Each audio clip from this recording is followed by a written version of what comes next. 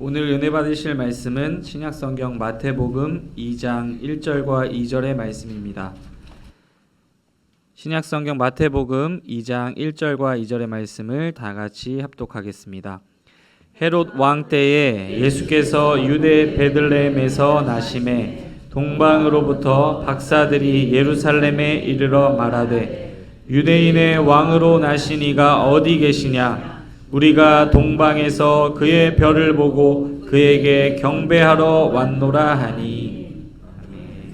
함께 읽었던 마태복음 2장 1, 2절 말씀을 가지고 동방박사의 성탄절이란 제목으로 함께 은혜를 나누겠습니다. 따라서 동방박사의 성탄절. 동방박사의 성탄절. 여러분, 크리스마스 하면 무엇이 떠오르십니까? 성탄절 하면 어렸을 때부터 지금까지 살아오시면서 성탄절 하면 떠오르는 게 있습니까? 어떤 게 있어요? 산타 있고요. 산타 할아버지 있고, 네, 선물 있고, 썰매 있고, 네, 눈이 있고, 네, 빨간 코, 네, 루돌프 사슴코 빨간 코 있고, 성탄 트리. 여기 우리 여성교회에서 아주 예쁘게 세팅해 주셨는데요. 성탄 트리도 있고. 제가 첫 번째 선물, 아까 누가 선물 그러셨는데 맞아요. 제가 선물 그림을 준비했어요. 성탄절 하면 어린아이들이 머리맡에 진짜 산타 할아버지가 갖다 주는 줄 알고, 그죠? 어느 순간 아이들이 이걸 엄마가 갖다 주는 거구나, 아빠가 갖다 주는 거구나라는 것을 아이들이 깨달을 때 무언가 이 동심이 깨어지고 좀 환상이 깨어진다 그래요. 그래서 성탄절 하면 어릴 때 이 산타 할아버지가 가져다는 선물, 또 나이가 들어서는 부모님이 주는 선물, 이렇게 생각을 하지요. 성탄 트리가 아주 멋있게 전 세계에 크리스마스 분위기를 만들어 갑니다. 저거는 메리 크리스마스 카드예요. 카드. 옛날에는요, 손수 카드를 그리고 만들어서 이렇게 선물했던 그 기억이 납니다. 그리고 여기는 잠실 롯데월드인데요, 저렇게 메리 크리스마스 하면서 산타 할아버지가 큰 저기 움직이는 자동차 같은 그런 그 움직이는 그 조형물에 위에서 사람들에게 손을 들면서 메리 크리스마스 이렇게 하는. 그래서 연말 되면요, 성탄 되면요, 저 롯데월드에 입장권을 구할 수 없을 정도로 사람들이 많이 갑니다. 여기는 그 서울랜드 야외에서 이렇게 러시아 사람들일 것 같아요. 그렇게 산타복을 입고 가두행진하는 그러한 모습을 봅니다. 그리고 또 이렇게 떠오르면 성탄절 하면 동방박사가 이렇게 떠오릅니다. 그래서 아기 예수님을 축하하러 온 동방박사들이 이 성탄 카드에, 또 아니면은 이 TV에 이렇게 설명이 되어집니다. 오늘은 예수님의 탄생을 축하하러 온 동방박사 이야기가 담겨져 있는 마태복음 2장 1절부터 12절까지의 말씀을 함께 여러분과 살펴보도록 하겠습니다. 2000년 전에 아기 예수님을 찾아온 동방박사들, 그 동방박사들은 그냥 성경에 기록된 것이 아니고 무언가 우리에게 영적인 의미를, 교훈을 주시고자 이 마태라는 제자가 기록해 놓았다고 봅니다. 그것을 함께 한번 찾아볼게요. 먼저 성탄에 초대된 동방박사들 이야기가 1절 이하에 있습니다.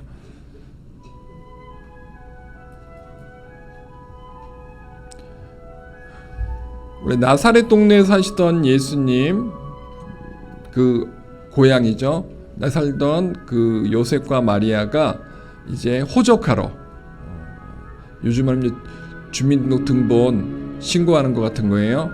하러 어디 갑니까? 예루살렘에 가야 됩니다. 옛날에는 가장만 가는 게 아니고 가족들이 다 갔나 봐요. 그래서 가는 거예요. 근데 가는 길에 베들레헴에서 아기 예수를 탄생하죠. 그때 반대편에서, 동쪽에서 오는 사람들이 있었습니다. 우리가 알고 있던 대로 동방박사들이 별을 보고 서쪽으로 이동해 오고 있었습니다. 여기서 동방박사들, 박사는요, 이 무당이란 뜻이에요. 무당. 그러니까 옛날에 2000년 전에 동방박사 하면 동방 쪽에서, 동쪽에서 온 무당들, 이렇게 표현이 되겠습니다. 그 당시에 이 무당들은 나라마다 좀 다른 무당들이 있었지만 하늘의 별을 보고 그 나라의 흥망성쇠를 예언해주는, 또 각자의 개인의 어떤 미래를 예언해주는 그런 천문학자들, 점술가들이 있었습니다. 그래서 이 무당들 가운데는 점술가, 천문학자들이 있었고요. 대한민국 같은 경우는 구슬하는 무당들이 있었고, 또 무슨 도사들 해가지고 사람들을 이렇게 코치해주는 사람들이 있었습니다. 그래서 그분들은 공부를 되게 많이 해요. 천문학도 공부하고, 특히 이 동양 쪽에서는 이 사주팔자 같은 이 날때, 그 다음에 그 시에 따라서 이 사람의 미래가 결정된다라고 하는, 기독교인들이 입장에서 봤을 때는 터무니없는 이야기인데, 그런 것들을 쭉 인류 역사에서 찾아볼 수 있는, 그것이 가장 발달된 곳이 어디냐? 지금 예수님이 태어난 그 베들레헴에서의 동쪽, 해가 뜨는 동쪽, 우리 대한민국, 그 다음에 중국, 이렇게 쭉 가는, 지금 이제 이란, 이라크까지 가는, 거기가 다 이제 아시아권이거든요. 그래서 아시아 지역에 있는 동방 박사들이 갔다. 근데 동방 박사 몇 명일까요? 퀴즈. 몇 명이었죠? 동방 박사 3명이라고 우리는 알고 있어요. 근데 성경에 보면 3명이라고 기록한 성경에 기록이 없어요. 그래서 왜 3명이라고 우리가 표시하느냐? 선물 3가지를 했기 때문에 최소한 3명 이상일 거라고 추측을 하는 것이죠. 그런데 신학자들의 이 기록에 의하면 동방 박사들이 정확한 인원은 나와 있지 않지만 3명 이상은 됐을 것이다라고 이야기합니다. 그리고 추측하건대 각 나라별로 최소한 1명 이상씩은 왔을 것이다 라고 추측합니다. 그리고 한국의 어느 신학자는, 교수님은 대한민국에서도 아기 예수님의 탄생을 축하하는 그러한 점술가나 무당이 갔을 것이다 라고 추측을 합니다. 그러니까 동쪽에 있었던, 아시아권에 있었던 많은 나라의 무당들이나 점술가들이나 도사들이나 그런 천문학자들이 갔을 것이다 라고 추측을 합니다. 다음 그림 보면요, 1절. 헤로던 때에 예수께서 유대 베들레헴에서 나시매 동방으로부터 박사들이 예루살렘에 이르러 말하되. 지금 떠 있는 거 보이세요? 제가 저거 만드는데 진짜 힘들었어요. 저거 반짝반짝이 하는 거, 저거 되게 어렵거든요. PPT, 파워포인트 저 작업하는 게 되게 어려운데 2주 동안 저 작업을 했는데요. 하여튼 저기 쭉 별이 왔어요. 그러니까 따라온 거예요. 그래서 예루살렘에 예루살렘 도착한 것이죠. 2절 말씀.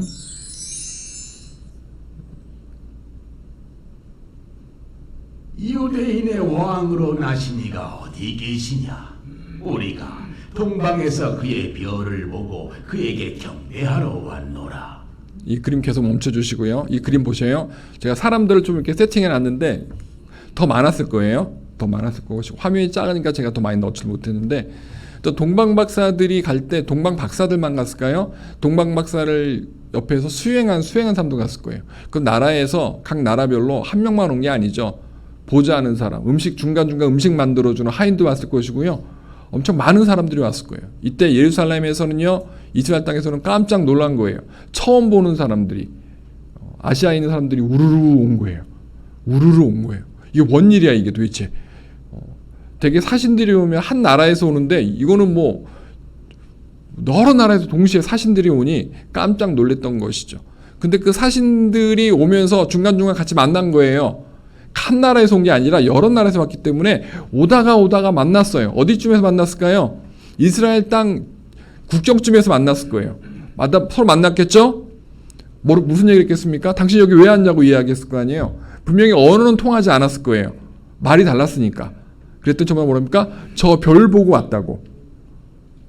손가락을 하늘 향하면서 낮에도 떠 있고 밤에 떠 있는 저 움직이는 별을 보고 왔다고 다 똑같이 그 별을 손가락질하며 표현했을 거라는 것입니다. 이 그림에도 저기 앞에 있는 동방 박사가 손을 들고 지금 손가락을 검지를 펴고 있는데요. 저 별을 보고 왔다라고 서로 이야기했을 거예요. 아, 그러냐고? 아, 그렇다고. 각자 자기의 말로 했겠죠. 자기 나라요. 한국 사람은 한국말로 했을 것이고, 중국 사람은 중국말로 했을 것이고, 또 저기 베트남에서 온 사람은 베트남 말로 했을 것이고, 캄보디아, 라오스, 태국, 수많은 나라의 사람들이 서로 자기네 말로 별을 보고 왔다고. 그리고 뭔가 표현했겠죠. 근데 그 표현했던 내용을 지금 성경에 2절에 기록해놨어요. 뭐라고 했는가? 왕으로 나신 이가 어디 계시냐. 왕이 나실 거라는 것을 다 알았다라는 거예요. 그러니까 천문학자들이나 무당들이 점술가들이 천국을 딱 하늘을 봤을 때 그 별은 작은 별이 아니었다라는 거예요. 굉장히 큰 별이었고요. 큰 별인데 하늘 높이 떠 있는 별이 아니고요. 이 지상에서 별로 높지 않은 되게 가까운 거리에 있는 별이었을 거다라고 추측을 합니다. 왜 그런지 아세요? 제가 왜 그렇게 추측하느냐? 멀리 떠 있는 별이 움직이는 건 보이지 않습니다. 그죠? 낮에도 안 보여요. 무언가 가까이 있어야 보이는 거예요. 움직이는 게, 무언가 움직이는 물체가 보이려면 가까이 떠 있어야 돼요. 특히 이 신혼 동안 감사한 게 하늘에 떠 있는 비행기를 자주 볼 수 있어요. 그죠? 비행기를 자주 봐요. 그럼 비행기가 쭉 날아가는 게 보여요, 안 보여요? 보여요. 시속 800km, 800에서 900km로 가는 겁니다. 그 쭉 가는 게 눈으로 보여요. 근데 그렇게 성경에 나오는 그 하늘의 별은 그렇게 빨리 가진 않았을 거예요. 왜? 쫓아가야 되니까. 그죠? 동방마스에 쫓아와야 되니까. 되게 천천히 갔을 것 같아요. 아마 헬리콥터 정도 수준보다 약간 더 느리게 가지 않았을까. 사람의 그 도보의 속도로 맞췄기 때문에 천천히 갔다. 대신에 높이 떠 있으면 그 방향이 동쪽인지 서쪽인지 분간이 안 된다. 그래서 분간이 되기 위해서는 그 별의 높이가 낮은 위치에 있었을 것이다. 그래서 구름 정도의 높이, 구름은 한 1500m, 2000m 정도에 있습니다. 구름이. 저는 제주도 살면서 늘 한라산에 구름이 멈춰져 있는 걸, 걸려 있는 걸 봤어요. 한 1000m, 어쩔 땐 1000m 정도의 구름이 떠 있을 때가 있고요. 어쩔 땐 1500m 높이 떠 있을 때가 있습니다. 구름이 갈 때 이게 보여요. 구름이 보여요. 그 정도의 그 느낌이었으면 그 지금 성경에서 동방마스에 본 별들은 굉장히 낮게 떠 있는 별이었을 거라고 저는 확신합니다. 이런 이야기를 하는 신학서적은 제가 한 번도 본 적이 없는데 제가 저 그림을 만들면서 이런 화면들을 만들면서 상상해 보니까 높이 떠 있는 별은 움직이는 게 보이지 못했을 것이다. 추정이 안 됐을 것이다. 그래서 낮게 떠 있는 별. 근데 예루살렘 사람들이 그거 안 봤을까요? 갑자기 저쪽에 동쪽에서 별이 오는 거예요. 이스라엘 사람들이 그 별을 못 봤을까요? 봤을 거예요. 저기 무슨 별일까? 본인도 궁금해했을 거예요 아마. 그런데 동방에서 온 여러 박사들이 손가락을 가리키면서 이스라엘 말을 하는 사람이 말을 한 거예요. 히브리어를 아는 사람이. 유대인의 왕이 나타난다고 우리가 그 별을 쫓아왔다. 우리가 점괘를 보니, 별자리를 보니 이 나라에 왕이 나타나는 점괘다. 도대체 그 왕이 어디 있냐? 우리가 왕에게 드릴 아기한테 바칠 선물을 가지고 왔다. 그 위치를 알려달라고 이야기를 합니다. 이어서 이 동방 박사들은 헤롯왕 앞에 가게 됩니다. 헤롯왕은 우리가 아는 대로 로마에서 이스라엘을 통치할 수 있도록 임명한 그 왕이 되겠습니다. 헤롯왕과 온 예루살렘이 듣고 서동한지라. 왕이 모든 대제사장과 백성의 서기관들을 모아 그리스도가 어디서 나겠느냐 물으니 예루살렘이 어떻게 했다고요? 소동한지라. 세계 각국에서 막 오는 거예요. 박사들이. 제사장들이 오는 거예요. 제사장들이. 막 오는 거예요. 그러니까 왕이 소집. 강요들 다 소집. 국회의원들 다 모여. 장관들 다 모여. 도대체 이게 무슨 일이야? 한번 알아봐. 했더니 뭐라고 얘기합니까? 여기 보니까 대제사장도 앞에 가운데 서 있죠. 서기관들도 모아놨어요. 그래서 소문에 의하니까 그리스도가 난다고 한다. 너희가 믿고 있는 구약의 성경에 있는 선지자들이 예언한 왕이 태어난다고 하는데, 메시아가 태어난다고 하는데, 그리스도는 기름 부음 받은 자라는 뜻입니다. 기름 부음 받은 사람은 대제사장 아니면 왕입니다. 왕이 태어난다고 하는데 그 예언서에 나오는 그 왕 도대체 어디서 태어나겠느냐라고 물어봅니다. 이때 뭐라고 대답할까요? 이르되 이웃의 베들레헴이오니 이는 선지자로 이렇게 기록된 바. 또 유대 땅 베들레헴아, 너는 유대 고을 중에서 가장 작지 아니하도다. 네게서 한 다스리는 자가 나와서 내 백성 이스라엘의 목자가 되리라 하였음이니이다. 이사야 7장 14절에 보면요, 메시아가 베들레헴에 태어난다고 예언되어져 있습니다. 그러니까 다 알아요. 베들레헴이란 동네에서 장차 메시아가 태어날 거라는 걸 다 인지하고 있었어요. 아기가 태어나면 부모들이, 야, 우리가 지금 로마한테 통치를 받고 있지만 이 나라를 해방시킬, 꼭 출애굽한 이스라엘 백성들을 모세가 데리고 나왔던 것처럼 우리를 로마로부터 탈출시킬 왕이 태어날 거야. 근데 베들레헴에 태어난대. 이사야 선지자가 얘기했어. 예언했어. 어릴 때부터 아기들이 듣고 자란 이야기예요. 화면 보여주시면, 그래서 유대 땅 베들레헴아, 너는 유대 고을 중에서 가장 작지 아니하도다. 내게서 한 다스린 자가 나와서 내 백성 이스라엘 목자가 되리라. 이 이사야 말씀을 왕한테 보고하는 거예요. 이에 헤롯이 가만히 박사들을 불러 별이 나타난 때를 자세히 묻고 베들레헴으로 보내며 이르되, 가서 아기에 대하여 자세히 알아보고 찾거든 내게 고하여 나도 가서 그에게 경배하게 하라. 헤롯 왕은 이스라엘 사람이 아닙니다. 로마 사람이에요. 그래서 와서 통치하는데 보니까 이 나라에 새로운 왕이 태어난다고 하는데, 여길 지금 다스리는 왕은 나 헤롯인데 왕이 태어난다고? 야, 이거 안 되겠다. 얘네들이 믿는 하나님, 얘네들이 믿는 이 메시아, 이 존재를 싹을 뽑아야 되겠다. 그 생각을 했겠죠. 헤롯은 아기를 죽이려고 계획했을 것입니다. 그리고 그 이스라엘 사람들의 이 소요, 막 데모하는 거, 데모하는 분위기, 막 모여가지고 맨날 얘기하는 게, 저 별 봐. 외국에서도 우리 땅에 메시아가 태어날 거를 알고 찾아왔어. 이거는 내 평생 본 적이 없어. 이거 뭔가 큰 일이 일어날 것 같아. 사람들이 모여서 얘기하는 게 다 똑같은 내용인 거예요. 우리가 조만간에 로마로부터 우리가 탈출할 수 있겠다. 해방될 수 있겠다. 그렇게 이야기한 것이죠. 박사들이 왕의 말을 듣고 갈새. 박사들이 왕의 말을 듣고 갈새. 그래서 외국에서 온 사신들이었던 그 박사들이 왕에게 그런 이야기를 듣고, 헤롯 왕이시여 그렇게 하겠나이다 라고 이야기를 하고 돌아가게 됩니다.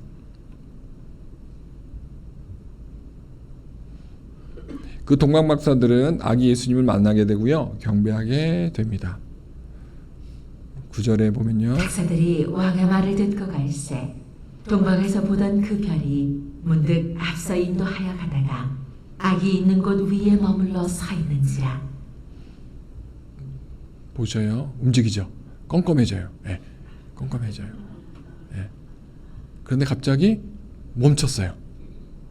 멈춘 다음에 어떤 게 있었을까요? 상상하건대 저런 모습이 있었을 것 같아요.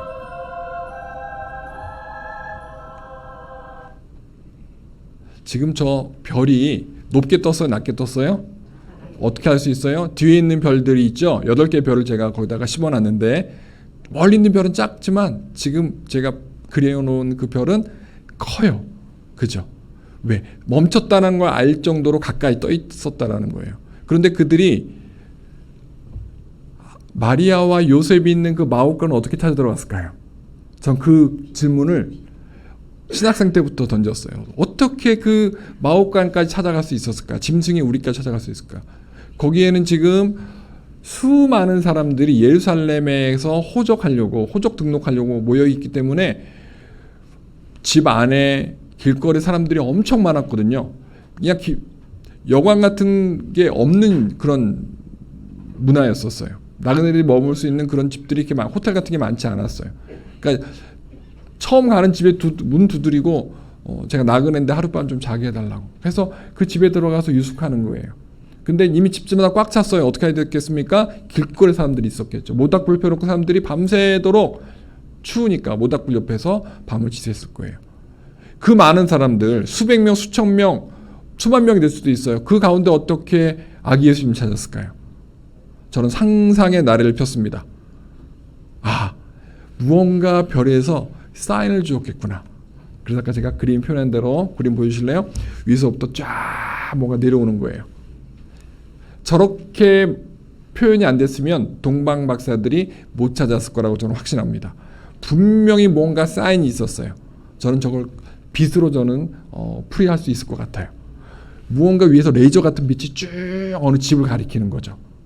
거길 찾아 들어갔다고 저는 확신하는 거예요.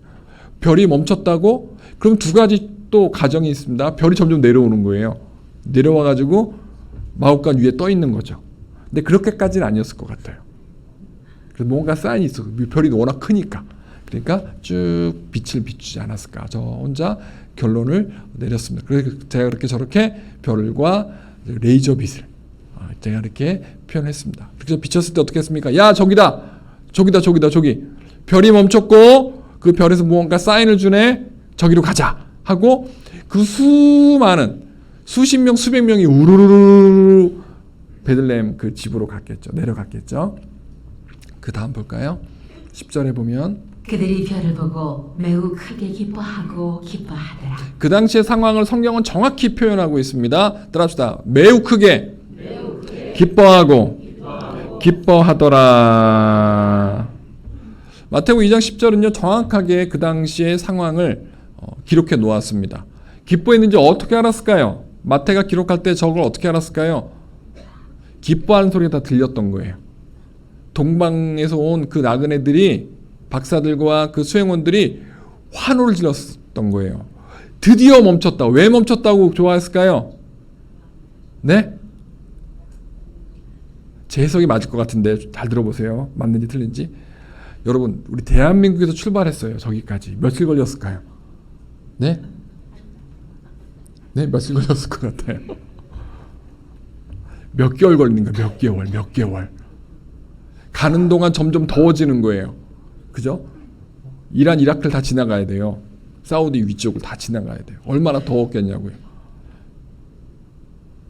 위쪽에서 온 사람은 점점 덥고 밑에서 올라온 사람들은 좀 시원했을지 모르겠어요. 하여튼 모이는 사람들이 점점 지쳐가는 거죠. 야, 저 별이 좀 멈췄으면 좋겠는데 어디까지 가는 거야?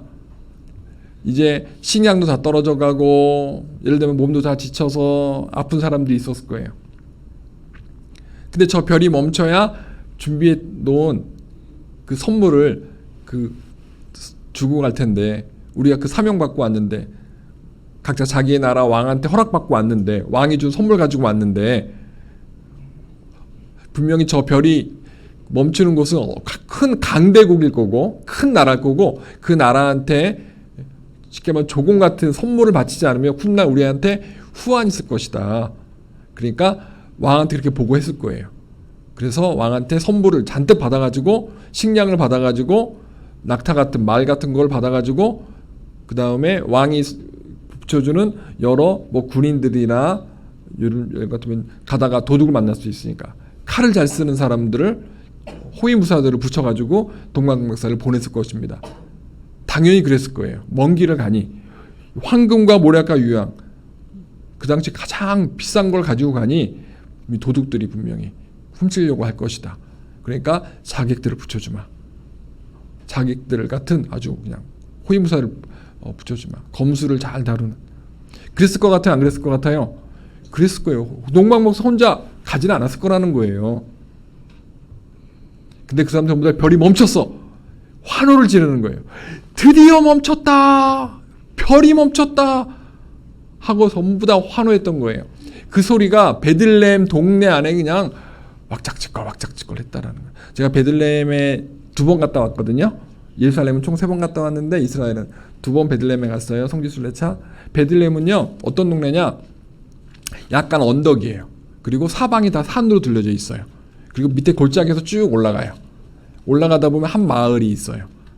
그리고 마을에서 돌아보면 이쪽에 돌아보면 언덕이에요. 되게 큰 동네가 아니에요. 조그만 동네예요. 거기에 지금 그 베들레헴 아기 탄생 기념 큰 교회가 있고요. 그 주위에 물건 파는, 그 다음에 그리고 사람들에게 그 관광객들 파는 음식점들이 있어요. 그리고 큰 45인승 버스가 주차할 수 있는 큰 대형 주차장들이 있어요. 딱 한눈에 다 보여요. 그 베들레헴 안이. 거기에 수십 명, 수백 명, 수천 명이 왔을 수 있어요. 외국 사람들이. 그러니까 다 들리는 거예요. 환호가 들리는 거예요. 와, 뭐 신난 거야. 그들은 이제 끝났다. 사명 끝났다. 이제 고향으로 돌아갈 수 있다. 부모님을 만날 수 있고 아내를 만날 수 있고 이쁜 우리 아기들을 처자식 만날 수 있겠다고 막 기뻐했을 거예요. 그들은 수행원들은 동방박사랑도 다른 개념의 어떤 생각을 했을 거예요. 본인은 동방박사만 호위하면 되는 거예요. 동방박사가 이제 여기가 끝이다라고 얘기하니까 전부 다 화를 질렀던 거예요. 성경은 정확히 이럽니다. 매우 크게 기뻐하더라. 답시다. 매우 크게. 저와 여러분들 성탄절에 어떻게 반응해야 되느냐? 매우 크게 반응해야 된다라는 거예요. 매년 1년에 한 번씩은 성탄절이니까 아이 뭐 또 왔네, 이 개념이 아니라는 거예요. 저와 여러분들은 왜 아기 예수님이 태어난 정확한 그 이유를 알잖아요. 동방박사들은 몰랐어요. 그냥 한 나라의 왕자로 생각했어요. 수행원들도 마찬가지예요. 하지만 우리가 아는 그 예수님은 누구였습니까? 이 땅을 구원해 주실, 저와 여러분을 구원해 주실 왕으로 태어난 줄 믿습니다. 그러니까 저와 여러분들의 그 성탄절은요, 동방박사들과 그 수행원들보다 더 큰 기쁨이 충만해야 한다고 저는 생각을 합니다. 할렐루야. 기쁘신가요? 그러니까 여러분 찬양할 때, 오늘 예배할 때 얼굴이 기뻐야 되는 거예요. 옆에 사람 얼굴 한번 보셔요. 기뻐하나 기뻐하지 않나 한번 보셔요. 지금 막 여러분 미소 지었잖아요. 그죠? 예. 옆 사람 얼굴 쳐다보는데 그냥 보는 게 좀 민망하니까 좀 웃었어 그냥. 이 기쁨의 100배 이상. 여러분이 아기를 9개월 반 동안, 10개월 동안 이렇게 품었다가 잉태했다가 출산했을 때 그 기쁨. 남자들은 모르는 그치, 여자들만 아는 그 기쁨이 있어요. 물론 남자들도 와, 내 아들이 태어났다, 딸이 태어났다 막 기뻐했겠죠. 산모의 그 기쁨, 그죠? 가족들의 기쁨. 할머니, 할아버지가 아이고 손자 태어났네, 손자 태어났네, 얼마나 좋아합니까? 그 기쁨의 100배로 생각하시면 돼요. 왜? 우리를 구원할 아기 예수님이 오셨잖아요. 그 아기 예수님이 여러분의 인생에 찾아오시고 여러분의 인생의 주인 되어주시고 목자 되어주시고 천국으로 인도하는 가이드 된 줄 믿습니다. 그러니까 우리는 그 목자 대신 가이드 대신 예수님을 따라 지금까지 가고 있는 거예요. 어디까지? 천국까지. 근데 종착점은 천국인데 우리 천국에 지금 갔어요? 안 갔어요? 안 갔어요. 그러니까 우리가 어떻게 됩니까? 천국 가기까지 개인의 종말, 개인의 죽음이 있기까지 우리가 살아생전에 공중재림하시며 인류 종말이 오지 않는다면 개인의 종말을 통하여 우리 천국 갈 텐데, 개인의 죽음을 통해 천국 갈 텐데, 그때까지 우리는 어떻게 되냐? 우리의 목자 대신 가이드 대신 예수님을 계속 따라가야 된다라는 거예요. 그 중간중간 우리는 수많은 성탄절을 경험할 거예요. 그때마다 분명히 우리가 기억할 것이 있습니다. 뭘 기억합니까? 나를 위해 태어나신 예수님. 두 번째, 나를 구원하기 위해 태어나 주신 예수님. 세 번째, 나를 축복해 주기 위해 태어나신 예수님. 네 번째, 내 가문을 믿음의 가문으로 세워주시고 우리 후손들을 모두 천국으로 인도해 주실 주님. 그것도 우리가 성탄절마다 우리가 머릿속에 떠올리고 반복해서 감사해야 된다라는 거예요. 답시다. 하나님, 아기 예수님을 보내주셔서 감사합니다. 감사합니다. 감사합니다. 이 고백이 이번 한 주간 있어야 되는 거예요. 성탄절이 무슨 요일이죠? 수요일이에요. 그래서 우리가 오늘부터 월, 화, 수 3일까지 3일 동안 뭐 해야 됩니까? 이쪽에 에어컨 좀 꺼주세요. 히터 좀요. 크게 여러분 감사하고 기뻐하시기 바랍니다. 그것이 우리가 아기 예수님을 기다리며 태어나길 바라며 기다렸던 그 마리아와 요셉, 또 그리고 멀리서 온 동방박사들, 그 기쁨을 함께 공유하는 은혜의 시간 될 줄 믿습니다. 그래서 별이 멈추었어 하니까 전부 다 화로하고 전부 다 그 마곡간으로 다 모였을 거 아니에요. 그죠? 모였을 때 집에 들어가 아기와 그의 어머니 마리아가 함께 있는 것을 보고 엎드려 아기께 경배하고 보배합을 열어 황금과 유향과 모략을 예물로 드리니라. 축하드립니다 하고 가장 오른쪽에 황금, 중간에 모략, 그 다음에 가운데에 유향이 있습니다. 황금은 우리가 알고 있는 대로 99.99%의 순금을 말합니다. 그 다음에 가운데 길쭉한 거 있죠? 저건요 모략병이에요. 쉽게 말하면 기름병. 살아생전에 상처에 바르고 그 다음에 향수처럼 바르고 그 다음에 죽은 시신의 그 세마포에 시체가 썩어가는 냄새를 방지하기 위해서 바르는 어떤 그러한 약품들. 그 모든 것에 활용된 그 당시 이 유럽과 아시아에서 가장 제일 값비싸게 거래되었던 것이 모략이 되겠습니다. 유향은 무엇입니까? 향이에요. 향. 요즘에 그 초에다가 향을 집어넣어서 펴놓으면 향이 그 초가 타는 동안 향이 나잖아요. 그런 상상하시면 돼요. 가장 향이 좋은 것들을 모아서 만들어 놓았어요. 그것이 어디 있던 거냐? 성경에 보면은 성막에 성소에 있던 거예요. 분향단에는요 5가지의 재료가 섞여 있는 향 재료가 들어갑니다. 그러니까 옛날이나 그러니까 예수님 태어나기 그 이전 구약이나 예수님 태어날 때나 모든 나라에 이 사람의 기분을 업시켜주고 상쾌하게 만들고 기관지를 건강하게 해주는 그 향이 굉장히 귀했다라는 것을 알 수 있습니다. 이것은 하나님께 신에게 드리는 향기의 개념도 되고 또 하나님의 집을 향으로 채우는 그런 의미로서 성막에 사용되어졌고 성전에 사용되어졌다라는 것이죠. 나라마다 제일 큰 무역 물건 중에 하나가 유향이었습니다. 우리 그림 보시면 그래서 황금과 이 유향과 모략이 바로 예수님의 발 앞에. 근데 저 세 가지의 물건은 왕궁으로 갔어야 되는데 어디로 간 겁니까? 우리 아는 마국간으로 간 거예요. 짐승의 집으로 간 거예요. 왜 짐승의 집으로 가는지 여러분 다 아시죠? 호적하러 가다가 중간에 베들레헴에 머물렀어요. 밤이 깊었기 때문에. 여관을 다 두드렸더니 꽉 찼어요. 하도 부탁을 하니까 그럼 우리 짐승 우리라도 좀 빌려들 때 거기서 좀 이렇게 좀 쉬실래요? 만삭이고 언제 태어날지 모르는 산모에게 제공해 준 거예요. 저 집주인이 한가 실수한 게 있어요. 아기 예수님인 줄 알았으면 어떻게 했을까요? 자기 안방에 모셨을 거예요. 그럼 그 여관 집주인 성경에 이름이 기록됐을까요? 안 됐을까요? 기록됐을 거예요. 아기 예수님인지 몰랐어요. 하나님의 아들인지 몰랐어요. 그러니까 그래도 그 여관 집주인은 자기의 집중에 그래서 그 추위를 피할 수 있는 그죠? 새벽에 이슬을 피할 수 있는 그 마국간을 선물해 준 것이죠. 그리고 아기 예수님을 말 구유에 짐승의 먹이통에 나무로 깎아 만든 그 구유에 아기 예수님을 이렇게 감싸서 이렇게 모셨다라는 것이죠. 산모는 지쳐 있어요. 그죠? 출산할 때 얼마나 힘들어요. 진통이 어떤 분은 뭐 48시간 전에부터 오는 사람도 있고 24시간 전에 오는 사람도 있고 사람마다 다 달라요. 그 진통이 있었을 거예요. 왜? 골반이 열어지고 자궁이 열어져야 되기 때문에 그 고통이 있었을 거예요. 그리고 출산할 때 얼마나 힘들어요. 그러니까 지금 마리아는 완전히 지금 크로케 상태예요. 완전히 지쳐서 쓰러져 있는 상태예요. 요셉은 그 안쓰러운 그 아내의 손을 붙잡고 옆에서 여보 힘내 고생했어 격려하고 있을 때였죠. 근데 갑자기 바깥에서 누수가 들리는 거예요. 왜? 하늘에 떠 있는 별에서 레이저 빛을 쏘는데 조명을 쏘는데 그 마국간을 쐈거든요. 이 집이 분명하다고 두드렸다라는 거죠. 들어왔더니 어떻게 됐습니까? 짐승 냄새가 나는 거예요. 짐승의 사료 냄새와 분뇨 냄새가 났을 거예요. 하지만 거기에 아기가 있는 것을 봤겠죠. 얼마나 기뻤겠어요. 맞구나.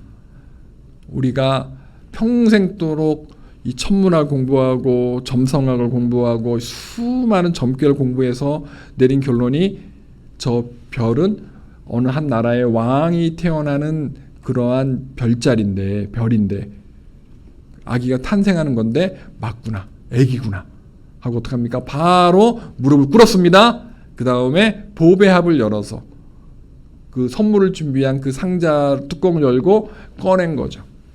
꺼냈어요. 동방 박사들의 몸에는 무엇이 있었을까요? 수많은 장식들이 있었을 거예요. 그죠? 소리나는 그런 장신구들도 있었을 것이고, 또 그 제사장들의 옷, 그 박사들의 옷에는요 향이 배어 있었어요. 왜 향이 배었을까요? 사제들이니까, 신을 만나는, 접신하는 사람들이라 왕 앞에 나가는, 그러니까 왕 앞에 나갈 때도 하지만 그 신께 나갈 때는 더 왕 앞에 사람보다도 더 큰 분을 만날 때는 더 많은 걸 했겠죠. 구약의 성막의 제사에서도요, 분향단에서 제사장이 향을 피우면서 자기 옷에, 에봇과 그 제사장 옷에다가 향을 입힙니다. 그리고 그 안에서 24시간 그 향 속에서 금초대와 분향단과 그 다음에 옆에 있는 떡상의 것들을 관리합니다. 그리고 대속죄일날 지성소에 들어가서 하나님을 만나는 거예요. 그런 사제들이 온 거예요. 그러면 말 냄새 나고 나귀 냄새 나고 양 냄새 나고 염소 냄새 나고 하는 그 아내가 어떻게 됐을까요? 향이 나기 시작하는 거예요. 상상이 되세요? 우르르 아주 빛과 번쩍한 막 비단 옷을 입고 있는, 머리에 뭘 쓰고 있고 막 금장식이 되어 있는 사제들이 우르르 들어온 거예요. 그 안에 그 몸에 있는 그 향이 그 아내를 덮었겠죠. 그죠? 갑자기 짐승 냄새가 나는 그 우리가 왕이 태어나는, 아기 왕자가 태어나는 그런 왕실로 바뀌었다라는 거예요. 성도 여러분, 저와 여러분의 인생에 아기 예수님 찾아오셨어요. 그럼 예수님께 무엇을 드려야 되나요? 아름다운 향기를 드려야 될 줄 믿습니다. 죄 많은 향기, 더러운 세상이 묻어있는 향기가 아니라 거룩의 향기가 묻어있는, 기도를 올려드리고 찬양을 올려드려야 될 줄 믿습니다. 그러니까 오늘부터 여러분 절대 큰 소리 치시면 안 되고요. 나쁜 생각하시면 안 되고요. 부부싸움하면 안 되고요. 부모님과 자녀들과 절대 싸우면 된다 안 된다? 안 된다. 성도님과 아름다운 대화를 나누셔야 되고요. 우리가 아기 예수님 맞을 준비를 해야 되는 거예요. 네, 다음 보겠습니다.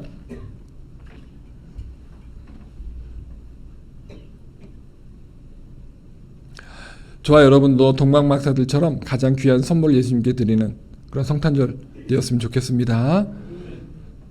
마지막으로 하나님 명령에 순종한 동방박사들 이야기가 12절에 나옵니다. 그들은 꿈에 하루 세계로 돌아가지 말라 지시하심을 받아 다른 길로 고국에 돌아가니라. 헤로왕에 가지 말고 고향으로 돌아갑시다. 왜 그랬나요? 그 수많은 나라에서 온 그 박사들이 자기가 믿는 신의 점괘를 받은 게 아니라 하나님의 명령을 들은 거예요. 자기가 믿었던 귀신들보다 더 큰 신을 경험한 거예요. 너무 생생하게. 그리고 그분이, 그 하나님이 뭐라고 동일하게 그 모든 나라에서 온 박사한테 이야기했는가?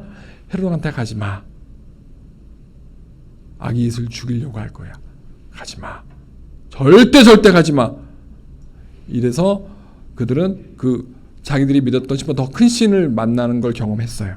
그리고 그 신의 말을 들어야 되겠다. 하나님의 말을 들어야 되겠다. 이 아기 예수를 이 아기를 이 땅에 내려준 그 신, 그 신의 말을 들어야겠다. 그들은 두려워하면서 어떻게 합니까? 다 도망갔어요.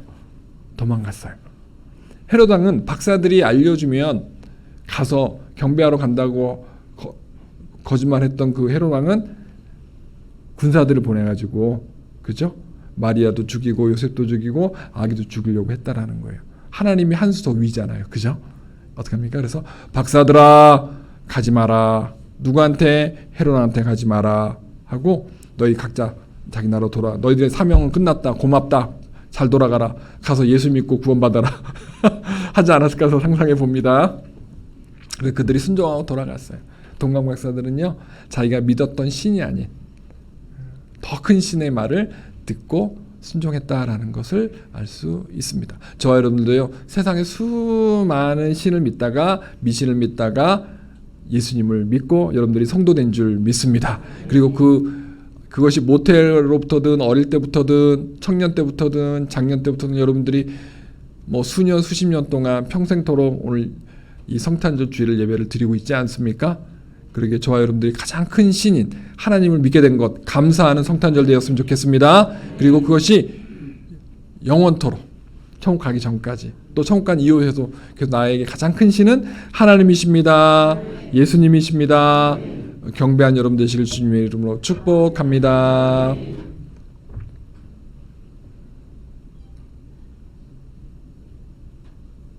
따라합시다. 하나님의 말씀에 순종하는 성도가 되자.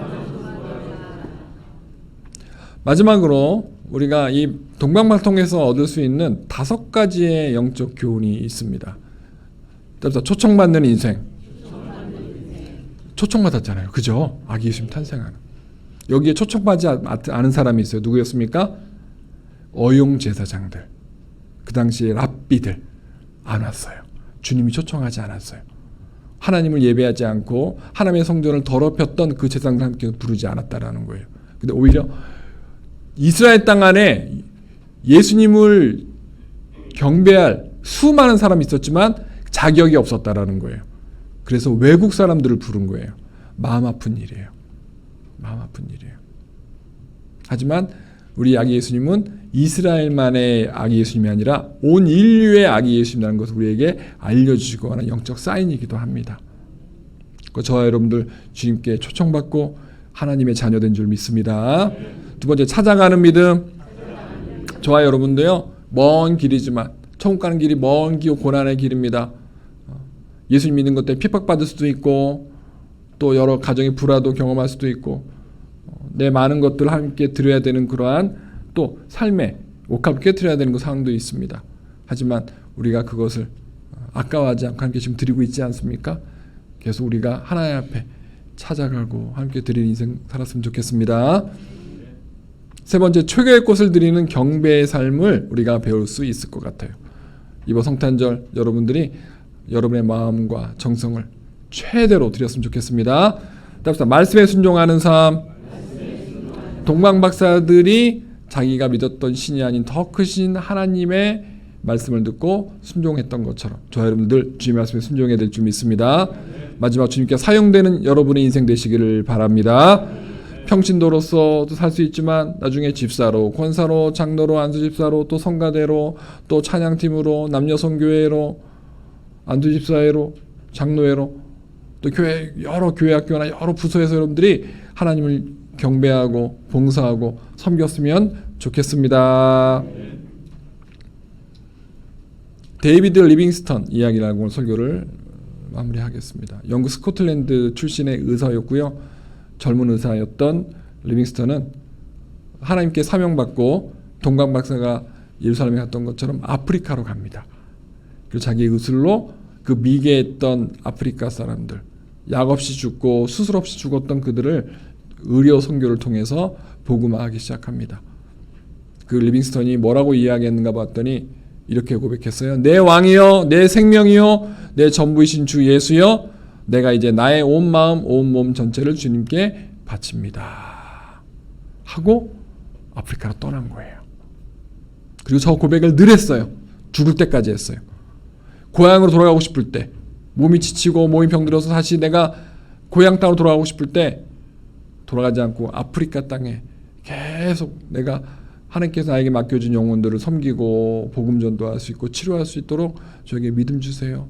버틸 수 힘 주세요 하고 저 고백을 계속 되새겼다라는 거예요. 따라해볼까요? 내 왕이여, 내 생명이여, 내 전부이신 예수여, 내가 이제 나의 온 마음, 온 몸 전체를 누구께?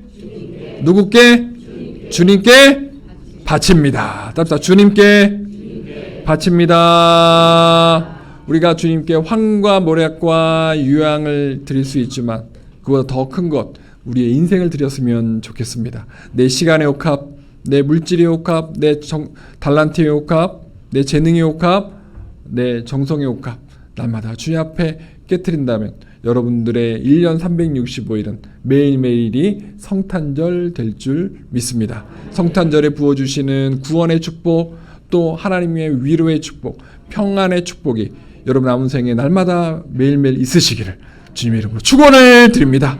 축원을 드립니다. 기도하시겠습니다. 하나님, 저희들의 인생에 찾아오시고 저희를 구원해 주신 은혜에 감사를 드립니다. 그 날을 기념하며 예배하는 우리 성탄 주일 예배를 주님 앞에 올려드리고 있습니다.